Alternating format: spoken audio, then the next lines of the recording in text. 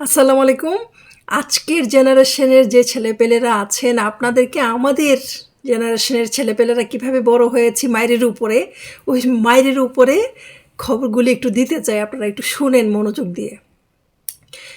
মনে করেন ঘুম থেকে উঠতে একটু দেরি হলো, মায়ের ঘুম থেকে উঠে হাত পা ধুয়ে পড়ার টেবিলে গিয়ে স্কুলে যাওয়ার আগ পর্যন্ত পড়ার টেবিলে থাকতে হবে এবং জোরে জোরে পড়তে হবে। বাসা তো ফাটাইতে হবে, বাসায় সবাই শুনতে হবে, আশেপাশে সবাই শুনতে হবে। কি পড়লাম কি না পড়লাম সেটা বিষয় না, কিন্তু গলার সাউন্ড থাকতে হবে, মানে যতটুকু সাউন্ড যায়। 3 ভাই বোন একই টেবিলে পড়তে হবে, অথবা 2 ভাই বোন একই টেবিলে পড়তে হবে। তো একজনে হয়তো গলার সাউন্ড বের হচ্ছে না, কারণ সে অঙ্ক করতেছে। অঙ্ক তো আর সাউন্ড দিয়ে করে না, দৌড় দিয়ে পিছন দিয়ে এসে দেখবে মানে এটা সাউন্ড অফ কেন। যদি দেখে যে না অঙ্ক করতেছে, তাহলে চুপ। একটু পর পর এসে চেক করবে কোনো গল্পের বইটই কেউ হাতে নিয়েছে কিনা। যদি গল্পের বই কখনো দেখে ফেলতো, তাইলে মায়ের উড়াধুরা মায়ের। আর আমাদের মায়েরগুলো ছিল উড়াধুরা মায়ের। যদিও আমি মায়ের খাই নাই জীবনে, আমার ভাইয়েরা খেয়েছে প্রচুর, কারণ আমি ভালো ছিলাম, লক্ষ্মী ছিলাম। তারপরে রাতে ঘুমাইতে যাব, একটু লেট হবে, মানে আমি বলতে আমাদের জেনারেশনের কথা বলছি। রাতে ঘুমাইতে একটু দেরি করলে মায়ের। আবার ভোরে যদি একদম টাইম মতো না উঠি, মায়ের। তারপরে স্কুলে যাওয়ার সময় মানে একটু আর্লি যাবে কেউ, মায়ের। আবার একটু দেরিতে যাবে, তাও মায়ের। স্কুলে যাওয়ার সময় গোসল করে মাথার মধ্যে একদম সরিষার তেল মেখে চুল সমান করে আঁচড়িয়ে তারপর যেতে হবে। আর নাহলে চুল শ্যাম্পু তো তখন ওইরকম ছিল না ঘরে ঘরে, সাবান দিয়ে চুল একটু উঁচু করে স্কুলে যাবে, ওই উপায় নাই। হ্যাঁ, তেল দিয়ে যেতে হবে, এটা আবার চেক করবে। আর ছোট থাকলে তো বাবা মা একদম তেল দিয়ে চুয়া করে দিবে। হ্যাঁ, স্কুল থেকে ফিরতে একটু দেরি হইলে মায়ের। তারপরে ফিরে আসার পরে মানে ভাত খাওয়ার পরে ঘুমাইতেই হবে। এটা হচ্ছে ম্যান্ডেটরি ছিল, ঘুমাইতে হবে। ঘুম থেকে উঠার পরে তারপরে যদি মাঠে যাওয়ার জন্য সুযোগ পায়, কোনো বাচ্চারা যাইতো খেলার জন্য, সন্ধ্যার আগে আসতে হবে। সন্ধ্যার আগে এসে হাত পা ধুয়ে আবার পড়ার টেবিলে যেতে হবে। যারা নামাজ পড়া, যে বাবা মা নামাজ পড়াইতো, নামাজ পড়ে তারপর যাইতে হবে পড়ার টেবিলে। ওইখানে গিয়েও অনেক রাত পর্যন্ত মানে যতটুকু আওয়াজ আছে ওই আওয়াজ দিয়ে পড়তে হবে। 3 ভাই বোন যদি আওয়াজ করে পড়ে একটা বাসার একটা রুমের মধ্যে, এবার বুঝেন মানে কতটা আওয়াজ হয়। তারপরে মনে করেন রাস্তা খেলতে গিয়ে ওখানে ব্যথা পাইলো, হ্যাঁ, ফুটবল বা কোনো কিছু খেলতে গিয়ে ব্যথা পাওয়ার পরে বাসায় রক্তাক্ত শরীর নিয়ে আসলো, হাঁটু দিয়ে রক্ত পড়তেছে বা পা দিয়ে রক্ত পড়তেছে, অথবা পা মচকাই গেছে, অথবা কিছু একটা। আসার পরে যে উড়াধুরা একটা মায়ের, কোথায় ব্যথা পাইলো, কি রক্ত পড়তেছে, এগুলি পরে দেখা হবে, কিন্তু আগে একটা উড়াধুরা মায়ের দিয়ে নিবে। খেলতে গেছিস কেন, পড়ছিস কেন, আর কেউ পড়তে পারে নাই, তুই কেন পড়লি, মানে মানে তুই কেন আসার খাইলি, তুই কেন উষ্টা খাইলি, তুই কেন তোর কেন ব্যথা পাইলি। মানে চুলের ধৈরা, ছেলে হোক মানে ছেলেদেরই তো বেশিরভাগ মাঠে খেলতে যাইতো, ধরে যে একটা মায়ের দিত। পরে স্যাবলন লাগানো টাগানো সব, স্যাবলনও যখন দিত তখনও মায়ের মানে কিল ঘুষি পিঠের মধ্যে দিতে থাকতো, কিলের উপরেই রাখতো। হ্যাঁ, কিল দিয়ে তারপর হচ্ছে স্যাবলন লাগাতো। এটা তো একা একা আচ্ছা উষ্টা খাই আসছে বা ব্যথা পায়ে আসছে বা কোনো কিছু। বাবা মার সাথেও যদি কোথাও যাওয়ার সময় মনে করেন রাস্তায় পড়ে গেল কেউ, পড়ে গিয়ে একটু ব্যথা পাইলো, ওইখান থেকে রাস্তার থেকে তুলে, কোনো কথা নাই, চুল ধরে তুলে ওইখানে মানে এক চোট মায়ের দিয়া দিবে। হ্যাঁ, ওইখান থেকে মারতে মারতে বাসায় আনবে, তুই কেন পড়লি, চোখ নাই তোর। হ্যাঁ, আচ্ছা মায়ের। বাসায় গেস্ট আসবে, আগের থেকে ওয়ার্নিং, সাবধান, মানে অমুক আসবে বা আজকে গেস্ট আসতেছে, কোনো খাবার টাবার দিলে ওইখানে গিয়ে দাঁড়ায় থাকো না, তাকাবা না, কোনো কিছু না। খাবার তো ভুলে যদি চোখ চলে যেত, পরে গেস্ট যাওয়ার পরে যে মায়ের, জীবনে খাস নাই। এরকম। তারপরে আবার কারো বাসায় তখনকার দিনে এক বাসার থেকে আরেক বাসায় বেড়াতে যাইতো, তো যাওয়ার আগে যখন রেডি করে দিত আমাদেরকে ছোটোকালে, তখন মানে বাসার থেকে শাসন করে দিত, ওই বাসায় গেলে খাবার টাবার দিলে খাবারের দিকে যাতে চোখ না যায়, আর কোনো প্লেটের মধ্যে হাত দিবে না যতক্ষণ আমি না বলবো। ভুলে খাবার তো চোখ চলে যাইতো, যদি চোখ চলে যাইতো ওইখানে একটা চোখ রাঙাড়ি দিত এমনভাবে যাতে ওই বাসার হোস্টরা দেখতে না পায়। তারপরে ফিরে আসা মায়ের, হ্যাঁ কেন চোখ গেল ওইদিকে, কেন না বলার আগে বিস্কুটে হাত দিয়ে ফেললাম। তারপরে বাসায় প্রতিদিন 1 গ্লাস দুধ দিতে মানে দুধ দিবে, দুধটা আপনাকে খাইতেই হবে। এখন অনেকের দুধ খাওয়ার রুচি নাই, খাইতে পারে না, যেমন আমার মেজো বোন খেতে পারে না, কিন্তু প্রতিদিন 1 গ্লাস দুধ দিয়ে পাহারা দিত যে খাইতাম কিনা, দুধ খাইতেই হবে। আমার মেজো বোন প্রায় সময় এটা লুকায়া মানে আমাদের সহযোগিতা নিয়ে ফেলা দিত। হ্যাঁ, আবার যেই তরকারি রান্না করা হইতো, এখন আপনি হয়তো এটা পছন্দ করেন না, ওই পছন্দের কোনো সুযোগ নাই, যেই তরকারি রান্না করা হোক, শুটকি হোক, মাছ হোক, মাংস হোক, সবজি হোক, ওইটা দিয়েই আপনাকে খাইতে হবে। খাবি না মানে খাইতেই হবে, ওইটা দিয়েই খেতে হবে, কোনো মানে অপশান নাই আপনার, আর ওয়ে নাই। তারপরে মনে করেন বিকেলবেলায় ওই সময়কার দিনে বাসায় তো এখন যেই পরিমাণ খাবার দাবার বাসায় থাকে, আগের দিনে মুড়ি থাকতো, চানাচুর থাকতো, আচার থাকতো। হ্যাঁ, তো চুরি করে মনে করেন একটু খিদা লাগছে, একটু খাইতে গেলাম, হঠাৎ দেখে ফেললো উড়াধুরা যে মায়ের, হ্যাঁ এখন থেকে চোর, চুরি শিক্ষা গেছো, লুকায় খাইতে হবে কেন, বলতে পারো না, কিন্তু বললে তো অনেকগুলি কথা শুনতে হবে, অনেকগুলি মায়ের খেতে হবে। তারপর ভাই বোন খুনসুটি করে, খুনসুটি করলে একজনে হয়তো দুষ্টামি করতেছে, 3জনেই হয়তো জড়াই গেছে, কিন্তু আয়সা 3জনকেই বা 2জনকে এমন মায়ের, উড়াধুরা মায়ের। তারপরে শীতকালে মনে করেন লেপের নিচে একটু তো ঠান্ডা পা একজনের ভাই বোনে লাগাইতাম আমরা, লাগাইলে ওই লেপের নিচে, তখন তো কম্বল ছিল না, লেপের নিচে তো একটু আওয়াজ হইতো, হাসাহাসি করতাম বা কোনো কিছু, ওই রুম থেকে উঠা আইসাই তো কোনো কথা নাই, ল্যাপটা তুলে ইচ্ছা মতো মায়ের, এত রাত হয়েছে কী করতেছ, ঘুমাও না কেন, হ্যাঁ মানে এই অবস্থা। তারপরে ওনারা কিন্তু ঠিক টাইমে খাওয়ার পরে ঘুমাবে, কিন্তু আমরা যখন একটু লুডো বা ক্যারাম বোর্ড নিয়ে, ভাই বোনরা ক্যারাম বোর্ড নিয়ে ভাই বোনরা বসতাম, তো লুডো ক্যারাম বোর্ড খেলতে গেলে তো একটু আওয়াজ হবে, হাসি দিব বা হেই আমারটা কাটলেন কাটিস, উঠে এসে যে কী মাইটটা দিত, হ্যাঁ কেন আওয়াজ হয়েছে, কেন এরকম পড়তেছে, কেন লুডো খেলতে বসছে। একটু তখনকার সাদা কালো টিভি, তো ওই টিভিতে যখন আমরা ওই যে টারজান দেখতাম, অথবা কোন টারজানের সময় টারজান, তখন আমার মানে উঠে এসে টারজান কেন দেখলাম, এত সময় নিয়ে কেন দেখলাম, একটা টাইম ফিক্সড করে দেওয়া হয়তো ওই টাইমটার মধ্যে টারজান দেখতে হবে। তারপরে হচ্ছে যখন বাংলা মুভি আসলো, সাদা কালো বাংলা মুভিগুলো সপ্তাহে একবার করে হতো, তো বাংলা মুভি দেখার জন্য একটু ওয়েট করতাম, কিন্তু কপালে জুটতো না, বাংলা মুভি কেন আমরা দেখবো, এখানে খারাপ সিন, তখনকার দিনে তো কোনো খারাপ সিন ছিল না, ওইটাও নাকি খারাপ সিন, ওইটাও দেখতে পারবো না। রেডিও কানের কাছে নিয়ে একটু শুনতাম গান, সাউন্ড নাই, লেপের নিচে নিয়ে, তারপর যদি কোনো টের পেয়ে যেত যে রেডিও শুনতেছি, উড়াধুরা মায়ের, কোনো কথা নাই। তারপরে শীতের দিনে গোসল করতেই হবে, কোনো কথা নাই, গরম পানির অপশান না, না না এইসব চলবে না, গোসল করতে হবে প্রতিদিন, শীতের দিন গোসল করে তারপর স্কুলে যেতে হবে।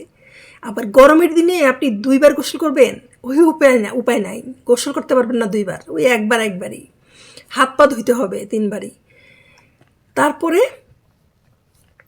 মনে করেন যে সবচেয়ে করুণ বিষয় যেটা ছিল, সে আরেকটা ছিল যে আত্মীয় স্বজন আসলে তাদের বাসায় যদি যাইতে চাইতাম তাদের সাথে, তখন একটা চোখ রাঙানি দিয়ে বলতো, না তোমার না কালকে স্কুল আছে, তোমার না কালকে ওইটা আছে সেটা আছে। তারপরে আত্মীয় স্বজন মানে যাওয়ার পরে চুলের মুঠি ধরে এমন মার দিত, কোন সাহসে, কার সাথে যাবা, কোথায় যাবা, এরকম। তারপরে সবচেয়ে করুণ যেটা, সেটা ছিল টিচার, হুজুর, তারপরে টিউটার, যাদের কাছে পড়াইতো, গিয়ে বলতো, যেদিন স্কুলে ভর্তি করে দিত, গিয়ে বলতো, স্যার আমার সন্তানকে আপনার কাছে দিয়ে গেলাম, ওকে মানুষের মতো করে মানুষ বানাইবেন, আর হাড্ডিটা শুধু ফেরত দেবেন, আর জানটা ফেরত দেবেন, আর মাংস সব আপনাদের। কি করুন আপনি চিন্তা করতে পারেন, মানে মারতে মারতে মাংস সব নিয়ে যাবে, ওই পারমিশন দিয়ে আসতো বাবা মা যে মারতে মারতে মাংস সব আপনারা নিয়ে যাবেন, কিন্তু শুধু প্রাণটা ফেরত দিলেই হবে, অথবা হাড্ডিগুলি ফেরত দিন আর প্রাণটা ফেরত দিন। কি করুণ ছিল এগুলি। যখন টিচারের কাছে বলতো, টিচাররা খুব মজা পাইতো, তারপরে হুজুরে বলতো, টিউটারের কাছে বলতো, যারা বাসায় পড়াইতে আসতো, এগুলি কিভাবে বলতো, আর তারাও এই সুযোগে আল্লাহ রহমতে কি পরিমাণ যে জালি বেত আর কি পরিমাণ যে জিংলা বেত। ক্লাসে ঢুকতেই তো 2-3টা জালি বেত আর 2-3টা জিংলা বেত নিয়ে। জালি বেতটা এখনও আছে, বাজারে পাওয়া যায়, চিকন দেখবেন, দাগ দাগ, বাঘের গায়ের মতো দাগ দাগ। এইটার বাড়ি একটা যদি পিঠে লাগে, এটা কাপড়ের উপর দিয়েও যদি জোরে দেয় তাহলে ভিতর দিয়ে, আপনার কাপড়ের ভিতর দিয়ে একদম পুরা রক্ত বের হয়ে যায়। আর তখনকার আমলের টিচাররা দেখতাম 2-3টা নিয়ে ঢুকতো এবং জালিবেত নিয়ে ঢুকতো, এবং আমার ক্লাসের কয়েকটা দুষ্ট ছেলে ছিল, ওদেরকে যে কি মাইরটা দিত বেঞ্চের উপরে উঠাইয়া, ওফ, ওদের চিৎকারে মনে হয় স্কুল। কারণ আমি তো এমনি একটু আবেগী, তখন মানে আমি না চোখের পানি কোনোভাবে আটকে রাখতে পারতাম না, এইভাবে মারতো। ওই যে বাবা মা বলে যাইতো হাড্ডি আর ইয়া চাই, যা জীবনটা চাই, বাকি সব আপনাদের, ওই বাকিগুলো নিয়ে যাইতো আর কি।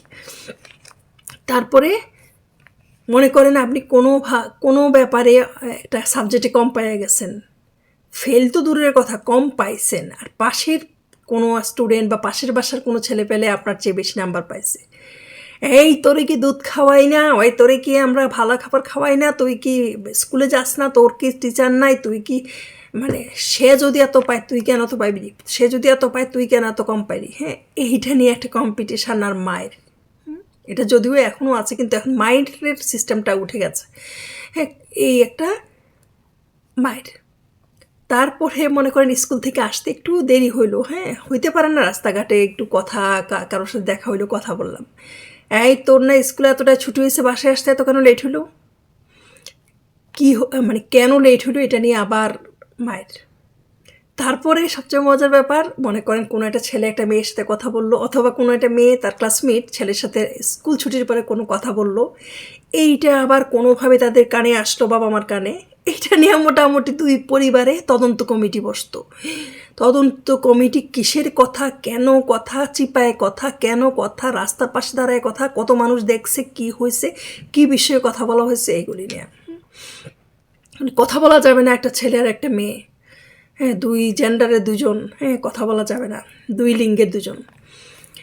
তারপরে বন্ধু তো নাই, বন্ধু তো হইতেই পারবে না, মেয়েদের বন্ধু তো প্রশ্নই ওঠে না, হ্যাঁ, প্রেম তো প্রশ্নই ওঠে না, প্রেম তো বহু দূরের কথা। তারপরে আমাদের মায়ের যে যন্ত্রগুলি, সেই যন্ত্রগুলি একটু বলি। যন্ত্রগুলি ছিল বেলুন, ওই যে রুটি বানায় বেলুন, আর ছিল বিছানা ঝাড়ু দেয় না, ওই যে শলার ঝাড়ু দিয়ে, শলার ঝাড়ুর, বিছানার ঝাড়ু যেটা আর কি, ঝাড়ু দিয়ে মায়ের। আর হচ্ছে জুতা, বেলুন এবং শলার ঝাড়ু একদম ম্যান্ডেটরি ছিল। এগুলো হচ্ছে মার হাতেই থাকতো মনে হয় 24 ঘন্টা। হ্যাঁ, আর আলমারির উপরে, প্রত্যেকটা বাসা আলমারির উপরে জিংলা বেত থাকতো মায়েদের কাছে। জিংলা বেত মানে হচ্ছে বাঁশঝাড় থেকে যে জিংলা বেত আনে না, ওগুলো কাঁচা কাঁচা, এগুলির মায়ের যে কি কঠিন, ওই জালি বেতের মতোই। তারপরে অন্যায় করলেন, কোনো একটা অন্যায়, এটা শাস্তি দিবে। এখন শাস্তি মায়ের তো আছে, এটা তো নর্মাল ব্যাপার, হ্যাঁ, দুধ ভাত। শাস্তি কীভাবে দিবে, যে এই কাজটা আমি আর জীবনে করব না, এটার জন্য এটা দাগ দিয়ে দিত। দাগ দিয়ে বলতো কি, নিচে শুয়ে নাকটা দিয়ে এভাবে দাগটার উপর দিয়ে গড়ায় গড়ায় যাইতে হবে যে এই কাজ আমি আর জীবনে করব না। তারপরে আপনার কান ধরে সবার সামনে উঠা বসা 50 বার অথবা 100 বার বলে দিত। একটা বার কম হইলেই মায়ের, উঠো, নামো, বসো, উঠো, বসো, উঠো, 100 বার বা 50 বার বা 25 বার, যে আমি এই কাজটা আর কখনো করবো না, কান ধরে। তারপরে আমার সবচেয়ে করুণ যে বিষয়টা লাগে সেটা হচ্ছে 2টা বিষয়।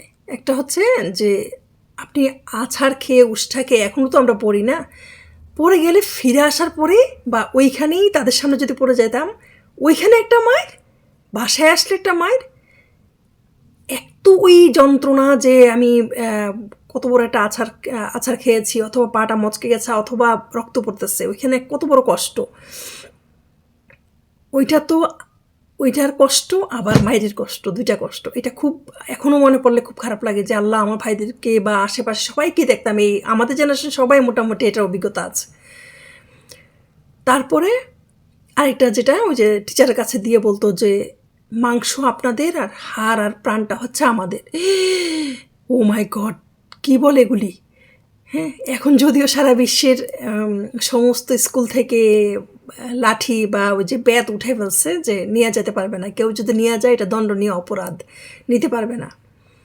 হ্যাঁ, তোমরা কত স্বাধীন, তোমরা কত মানে তুমি করে বলছি আমাদের জেনারেশনের পরে, যেহেতু তোমরা তুমি করে বলি যে তোমরা কত স্বাধীন, কত সুন্দরভাবে মানে মায়ের থেকে বেঁচে গেছো আর কি। আমরা মায়ের উপরেই শুধু বড় হয়েছি। তারপরে সবচেয়ে আরেকটা যেটা ছিল যে সন্ধ্যার আগেই আপনাকে বাসায় ঢুকতে হবে, কোনোভাবেই সন্ধ্যার পরে বাসায় ঢুকতে পারবেন না। তারপরে বাসায় ঢোকার পরে আপনাকে হাত পা ধুয়ে, যাদের নামাজ পড়ার ইয়ে ছিল নামাজও পড়তে হবে, আর যাদের নামাজ পড়তো না তারা তো পড়তোই না, কিন্তু ওই পড়ার টেবিলে রে ভাই পড়তে পড়তে পড়তে জোরে জোরে জোরে জোরে জোরে, আমার এখন মনে আছে আমি ন্যারেশান আর ভয়েস বুঝতাম না, বুঝছেন? ওফো, ন্যারেশান ভয়েসের জন্য যে জীবনে কী কষ্টটা করছি আমার লাইফে, আমার কথা বলছি। অথচ জীবনে মানে লেখাপড়া শেষে চাকরি করার পরও জীবনে ন্যারেশান আর ভয়েসের কোনো কাজ লাগে নাই। কেন এত কষ্ট করতাম আল্লাহ জানে। তারপরে ভাই বোন মনে করেন খুনসুটি লাগে, ভাই বোন খুনসুটি লাগলে একটু ঝগড়াঝাটি দুষ্টামি বা ইয়ে করলো, কোনো কিছু বিচার আচার কিছু না, দৌড় দিয়ে এসি মানে হয়তো একজনে অন্যায় করেছে, দুজনে মিলে দুষ্টামি করতেছে বা একজনে করতেছে দেখে সে ইনভলভ হয়েছে, কোনো কে ইনভলভ হলো আর কে শুরু করলো সেটা দরকার নাই, এসে ধুমছে মায়ের, মানে উড়াধুরা মায়ের, মানে মায়ের মায়ের মায়ের আর মায়ের। যাই হোক, আমি আবারও মানে ওই কথাগুলি খালি বলি, যেটা হচ্ছে আমাদের মায়ের মেটেরিয়ালগুলো কী ছিল, জুতা, বিছানার ঝাড়ু, বেলুন, রুটি বানানোর বেলুন, আর জিংলাবের জালিবের তো আছেই। মানে এইটা যখন মনে পড়ে, আর মনে পড়ে যে রাস্তায় ব্যথা পেয়ে আসার পরে বা মাঠে ব্যথা পেয়ে আসার পরে রক্ত পড়তেছে, তখন আবার ধরে মায়ের, অথবা তাদের সাথে যাওয়ার পরে কোথাও উষ্টা খেলে আবার ওইখান থেকে তুলে ধরে মায়ের, এইটা আর মনে পড়ে যে টিচার বা টিউটার বা কী যেন হুজুরের কাছে দেওয়ার পরে বলতো যে মাংস আপনাদের আর শুধু প্রাণটা আর হাড্ডিটা আমাদেরকে ফেরত দিবেন। কি করুণ ছিল আমাদের দিনগুলি, মানে এটা একটা মা বাবা তার সন্তানকে সামনে রেখে এই কথাটা বলা, চিন্তা করেন। তারপরেও আমাদের শৈশবটা অনেক সুন্দর কেটেছে, অনেক মজা করেছি, অনেক ভালোভাবে কেটেছে, যেটার 100 ভাগের 1 ভাগও আজকালকার ছেলেপেলেরা পায় না। তারা ডিজিটাল যুগে জন্মগ্রহণ করেছেন, আপনারা সবাই তারা সবাই ডিজিটাল যুগে জন্মগ্রহণ করেছেন, বা আপনারা সবাই এই ডিজিটাল যুগে জন্মগ্রহণ করেছেন, আপনাদের জীবনটা হচ্ছে মোবাইলের ভিতরে, যেটা অনেক কিছু দেখতে পান, কিন্তু আমাদের আনন্দটাই ছিল অন্যরকম। তারপরেও আমরা যে এত শাসনে বা এত কঠিন অবস্থায় বড় হয়েছি, মায়ের উপর বড় হয়েছি, উড়াধুরা মায়ের উপর বড় হয়েছি, তারপরও আমরা মা বাবাকে মাথায় রাখি না উকুনে যদি খেয়ে ফেলে, বা মাটিতে রাখি না যে পিঁপড়া যদি খেয়ে ফেলে। আমরা বাবা মাকে এতটাই শ্রদ্ধা করি, এতটাই ভালোবাসি, এতটাই মানে এতটাই যত্ন করি। বাবা মা বলতে আমাদের কাছে পৃথিবী একদিকে, বাবা মা একদিকে। আর আজকালকার আপনাদেরকে এত যত্ন করে, এত কষ্ট করে, যা চান, ব্যাত নাই, লাঠি নাই, শাসন নাই, মায়ের নাই, কিচ্ছু নাই, এত কষ্ট করে আপনাদের, এবং আপনারা যা চান, আপনাদের চাহিদা অনেক, চাওয়ার আগেই বাবা মা চেষ্টা করে দিতে, জীবন যুদ্ধ করতেছে, তারা রোবট হয়ে গেছে বাবা মাগুলি, ছেলে মেয়ের চাহিদা সব চেষ্টা করে পূরণ করতে। হ্যাঁ, তারপরেও আজকে বৃদ্ধাশ্রমে ভরে গেছে, চতুর্দিকে বৃদ্ধাশ্রমে ভরে গেছে। কয়েকদিন আগে শেরপুরে শেরপুর না কোথায় যেন একটা বাবাকে মানে স্ত্রী মারা যাওয়ার পরে বৃদ্ধ শ্বশুরকে বউ এবং ছেলেরা মিলে বের করে দিয়েছে ঘর থেকে, তার কাপড় চোপড় ঢিল মেরে ফেলে দিয়েছে। লোকটা সইতে না পেরে গিয়ে ট্রেনের নিচে নিজে সুইসাইড করে, ট্রেনের নিচে পড়ে। এবং প্রতিদিন দেখা যাচ্ছে যে ওই যে কোনো একটা জায়গায় একজন মহিলাকে মুরগির খামারের ভিতরে ছেলে আর ছেলের বউ ঢুকাই দিয়ে যায় সকালবেলা, এবং সে ওখানেই থাকে, কাঁথা বালিশ কিচ্ছু নাই।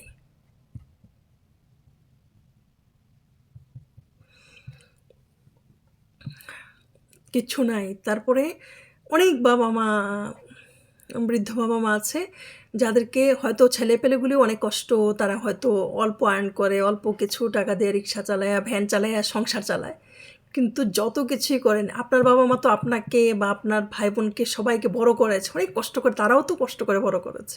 তো আপনি যদি আপনার মুখে যদি এক মুঠ ভাত যায় তাহলে আপনার বাবা মাকেও এক মুঠ ভাতই দেন।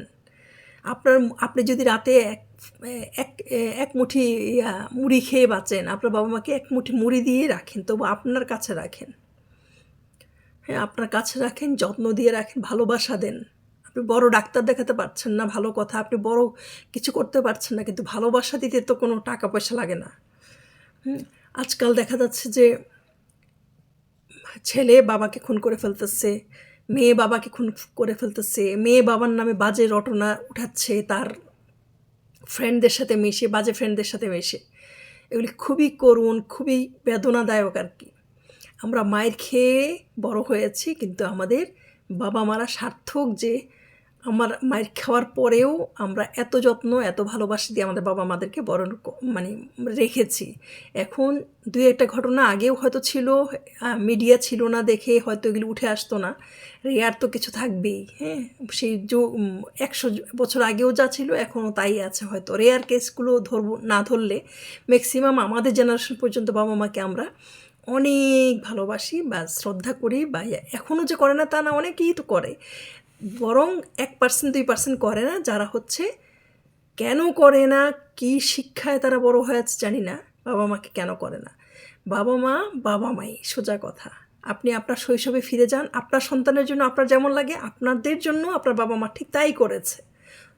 সো ভুলবেন না, হ্যাঁ, বাবা মাকে শ্রদ্ধা করেন। বাবা, এখন তো আপনারা কোনো শাসনই পাচ্ছেন, আমরা অনেক শাসনের মধ্যে বড় হয়েছি। বড় হয়েও আমরা বাবা মার প্রতি আমরা বৃদ্ধাশ্রমের কথা চিন্তা করতে পারি না, আমরা অন্য কিছু চিন্তা করতে পারি না। মানে যতটুকু সামর্থ্য আছে সামর্থ্য দিয়ে বাবা মাকে ভালো রাখার চেষ্টা করে যাচ্ছি, করছি এবং করেছি। ধন্যবাদ সবাইকে। সবাই যাতে বাবা মার প্রতি একটু শ্রদ্ধাশীল হন, যত্ন করেন, এইটুকু আমার আবদার। সবাই ভালো থাকবেন। আসসালামু আলাইকুম।